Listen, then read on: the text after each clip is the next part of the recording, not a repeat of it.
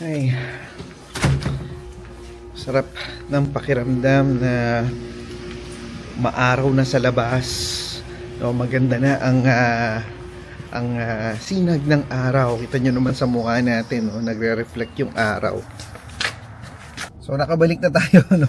Hindi ko na nga na-vlog kanina yung biyahe natin dahil inisip ko baka mawalan ako ng parking, so nagmadali na lang tayo. So akita tayo dun sa taas, and then mamaya, sana hindi ko makalimutan, pipick up ka ako mamaya ulit nga pala ng cake, no, para sa friend namin na si Melissa, and then hatid namin siya mamaya. Uwi na again. Hello TV fam.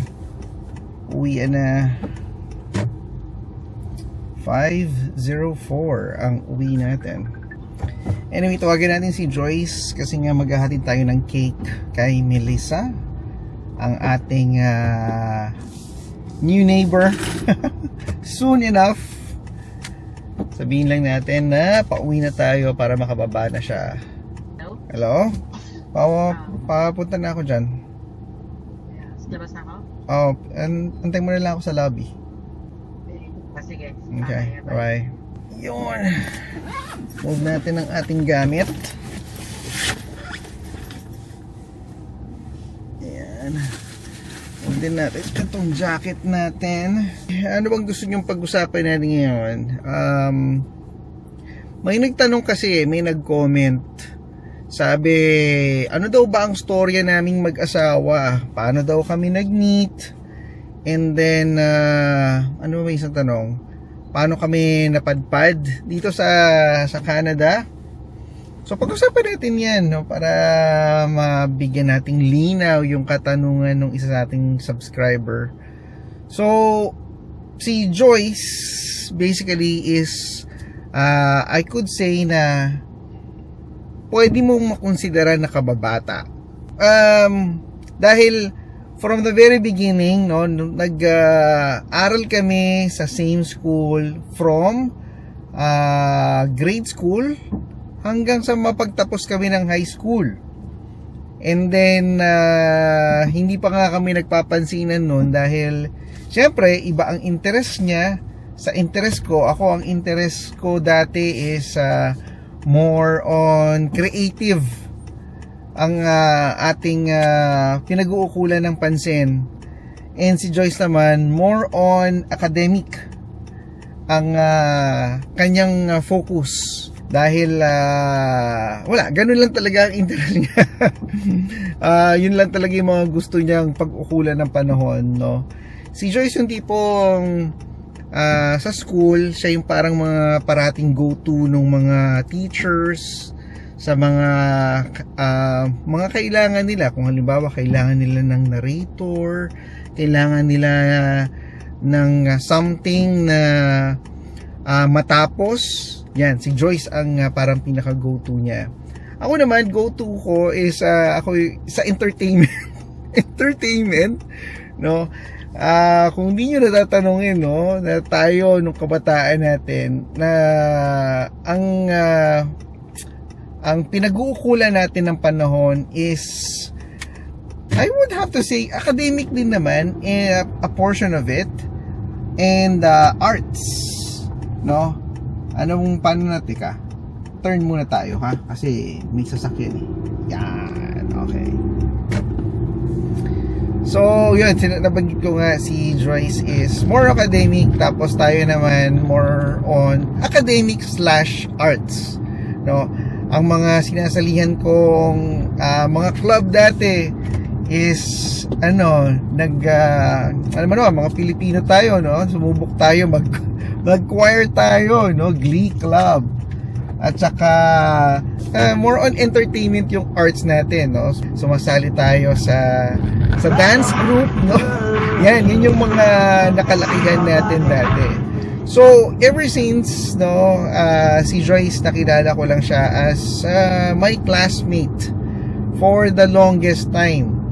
During our high school days, nakakasama ko lang si Joyce during mga project, you know, yung mga activities na group activities at saka mga projects.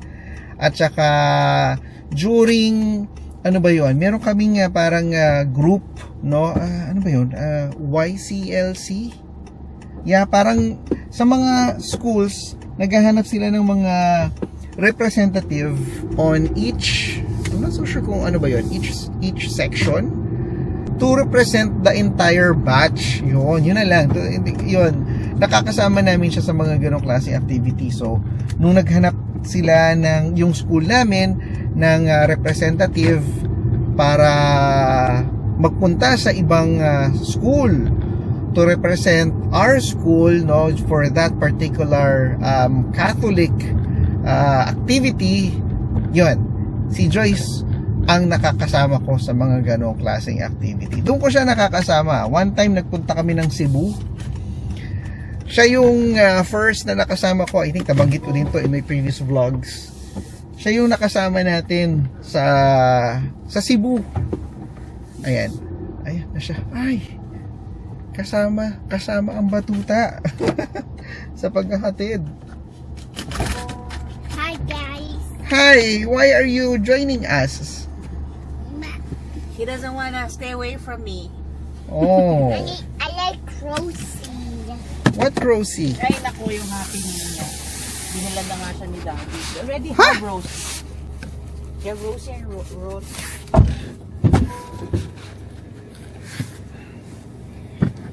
Napanood ka na yung vlog mo?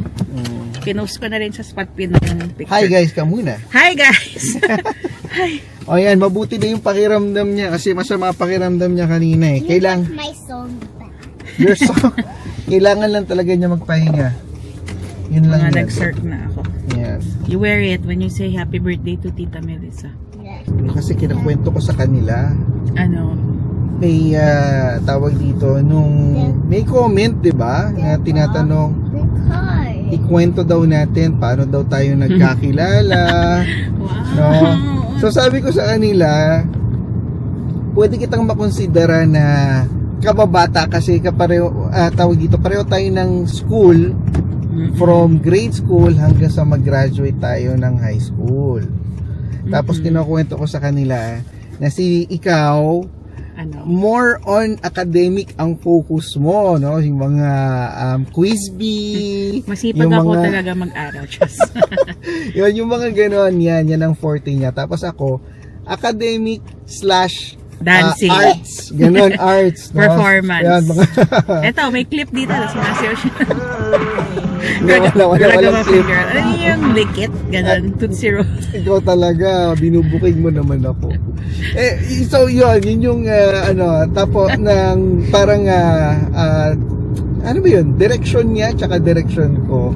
So hindi naman talaga kami parating nagkakasama, tapos hindi naman kami parating nagkikita kami, pero Classmates kaya tayo since grade 5. Ha? Hanggang 4th year high school. Pero hindi tayo like, hindi ko close. naramdaman, no? Hindi kami ganun ka-close.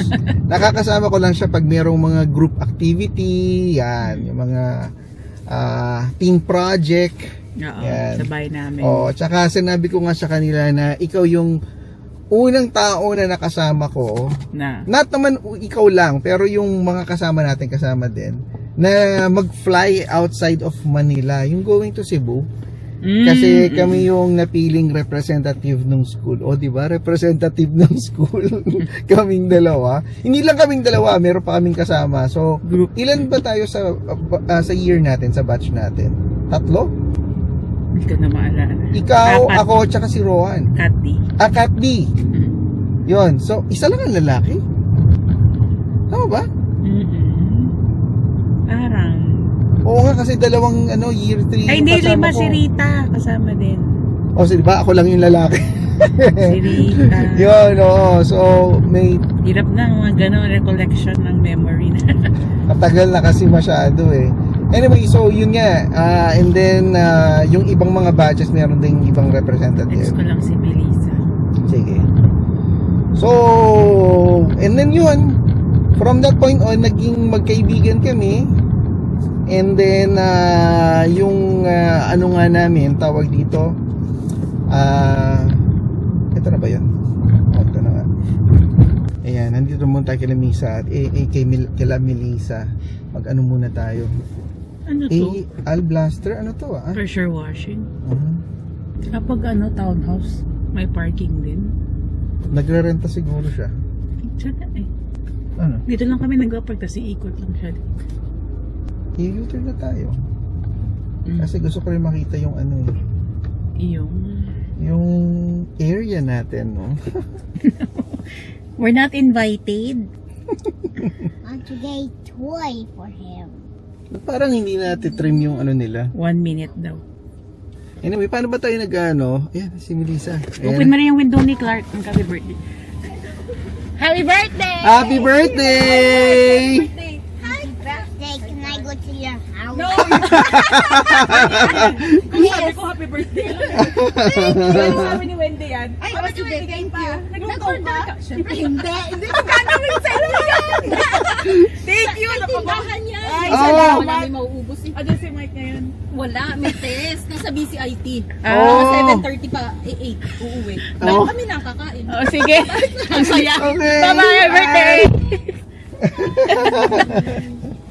Sabi ko, kaya nag-iipitan ng bahay. Can I May go ulam na tayo. to Sophie's Bye. house? Thank you, Melissa. Thank you, Melissa. Birthday mo. Go to Sophie's house. Ikwento mo naman kasi ano, Go to Sophie's baka hindi ko na natatandaan. Baka iba yung version, no? Oo, Joke. eh. Hindi. Yung, paano ba tayo naging close? Naging close tayo. Parang after high school na. But there's no College. Towards the end of high school, parang nakaka-gimmick-gimmick na with friends. Wow, Ganon. gimmick the Gimmick. term. Nunod ng sine. Pero laging group. Hindi yung parang date or whatever. Oo. Kasi parang sobrang... Pwede na kami dito. Hindi naman sa bawal ba? Pero parang Ano? hindi ganun ka ini-encourage. Ang alin? Na mag-boyfriend-girlfriend nung time. Ayun, yun pala yung importanteng detail. Si Joyce, wala siyang interest sa pagbo-boyfriend-boyfriend during high school. Yeah. And even Model college. student. Just... Wow. Hindi, oo, naman. ganun. So, Joke lang yun. yeah, yun nga. So, tawag dito. And awardee pa nga ba yan? Ng, Ano sabihin yun? Cut. Wala silang paki sa ganun. Alam mo, at least malaman nila kung ano yung klase ng tao. Basta yun lang. Lagi akong academics. Yeah. And then, yun nga, dun kami naging close nung after graduation. Kasi nga, tawag After dito. high school graduation na. Madami kasing madaming event. Yung Yeah, oo. batch natin. Tsaka pag graduate ka ng high school, di ba, parang in touch ka pa rin with your friends. Yeah. Tapos, So, doon na-build yung aming partnership. Wow, partnership. definitely we started as friends. We Yes. started out as Oo. friends. May kanta, alam mo yun? hindi ko alam. Oh my gosh. Anyway, yun. So, at least mabigyan namin kayo ng insight no, paano kami nagkakilala ni Joyce. Oh, no? and the rest is history. The rest is history. And then, yeah, hopefully nasagot namin yung katanungan ng isa nating subscriber na nagtatanong kung paano kami nagkakilala. And ano ba yung naging storya namin. So, again, kung meron pa kayong mga ibang katanungan, no, comment down below and susubukan nating sagutin yung inyong mga katanungan. So, i-end muna, babe. Okay. Bye. So, hanggang dito na lang muna. See you on our next vlog. Yes, paalam! City of Mine. Yeah, man. Is it present? Wait, record.